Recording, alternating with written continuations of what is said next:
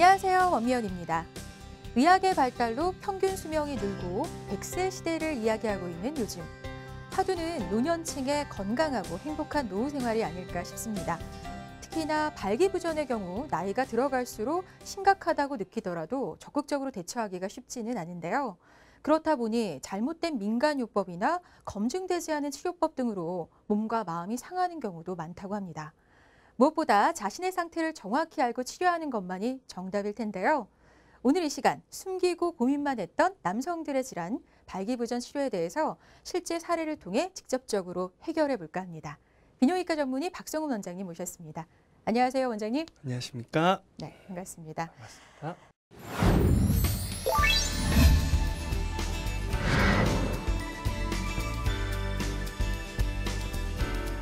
자, 먼저 오늘 환자 사례부터 살펴보겠습니다. 저는 72살의 남성입니다. 20년 전부터 고혈압과 당뇨를 앓고 있습니다. 관상동맥, 경동맥, 스텐트 시술도 여러 차례 받았습니다. 발기부전 증상은 10년 전부터 있었는데요. 약물과 주사치료 모두 부작용이 심해서 엄두가 나지 않습니다. 수술 치료를 통해서 자신감을 회복하고 싶은데 지병 때문에 합병증이 또 걱정됩니다. 치료가 가능할까요?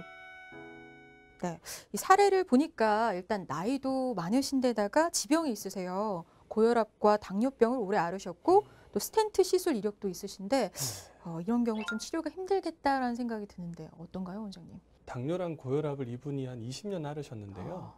굉장히 조절을 열심히 하신 분이세요. 그래서 뭐 약이랑 뭐 복용을 하시지만 네. 거의 정상 수치로 계속 유지하셨었는데 네. 이제 당이랑 고혈압이 좀 이게 어떻게 보면은 무서운 질환인 게 관리를 잘 한다고 해서 그 합병증이 안 오진 않거든요. 왜냐하면 이 질환들이 둘 다 음경에 있는 동맥, 우리 몸을 피를 보내주는 그 혈관들의 문제를 만듭니다. 네. 그래서 이제 그 관상동맥 스텐트를 받거나 뭐 경동맥 스텐트를 받으셨거나 이런 것도 전부 다 그 이 동맥들이 가늘고 좁아져서 생기는 네. 병이거든요. 그런데다가 이제 우리가 음경으로 가는 동맥은 이 관상동맥 두께보다 5분의 1밖에 되지 않습니다. 그러니까 먼저 이제 고장이 난 거죠. 네. 그래서 이제 그랬던 거고요. 그러다 보니까 전신에 이제 혈관들이 사실은 좋지 않으시죠. 여기저기 혈관들이 고장 나 있으니까. 그러다 보니 먹는 약 같은 걸 드시거나 뭐 주사제를 쓰시거나 이런 약에 대한 반응이 좋지도 않으시고 부작용도 되게 심하세요. 그래서 이제 그런 상태에 있는 분이셨습니다. 네, 그러니까 고령에다가 지병까지 있는 탓에 약물이나 수술 치료에 대한 부담도 클 수밖에 없고요. 네. 근데 이런 경우는 발기부전을 치료할 수 없을 거라 생각하고 사실 질에 포기하시는 분들도 많을 것 같거든요. 예, 예. 이 환자의 경우는 어땠나요? 그래서 이분 같은 경우에는 사실 약이나 이런 게 듣지 않으니까 수술을 받으셔야 되는데 환자분들이 잘 아세요. 뭐 그 내가 심장이 안 좋고 오랫동안 뭐 그렇다 보니까 네네. 전신 마취를 굉장히 부담스러워하세요. 그쵸. 뭐 우리가 전신 마취가 위험하다는 건 아닙니다. 그러나 그 위험하지 않다고 해서 문제가 없는 건 아니거든요. 네네. 그래서 이분 같은 경우에도 본인이 전신 마취 받는 거를 극도로 꺼려하셨어요. 네. 뭐 사실 좋으려고 받는 수술을 받았다가 더 위험하면 문제가 또, 생기면 네. 어떡하나 그러셨는데 저희가 사실 그렇기 때문에 저는 거의 대부분의 처음 하는 팽창 임플란트 수술들은 국소 마취로 진행을 합니다. 국소 마취라는 것이 우리가 포경 수술할 때처럼 그 부분만 부위 마취만 하는 건데요.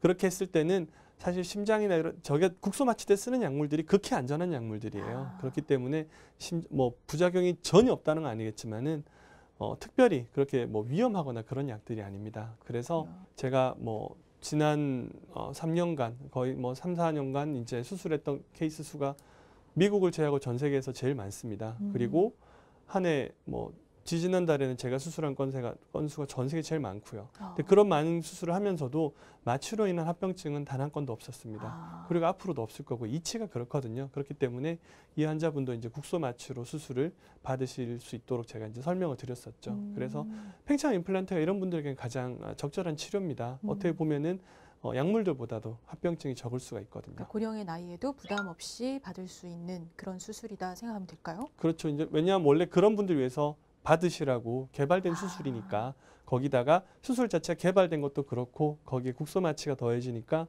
수술에 대한 안정성이 훨씬 더 높아졌다고 보시면 됩니다. 그렇군요. 그럼 수술 후에 반응은 또 어땠을지 좀 궁금해요. 네, 이분 같은 경우에 이제 수술 받으시고 뭐 특별한 문제 없이 잘 회복이 되셨어요. 그래서 뭐 당이 있고 뭐 연세도 많으시고 그렇잖아요. 그래서 뭐 회복이 더딜 거다 어쩔 거다 우리가 네. 이제 뭐 걱정을 미리 좀 걱정을 하실 네. 수 있는데 사실 한국에서 제가 수술했던 분 중에 가장 연세가 많았던 분이 87 되신 분이셨거든요. 아, 그래요?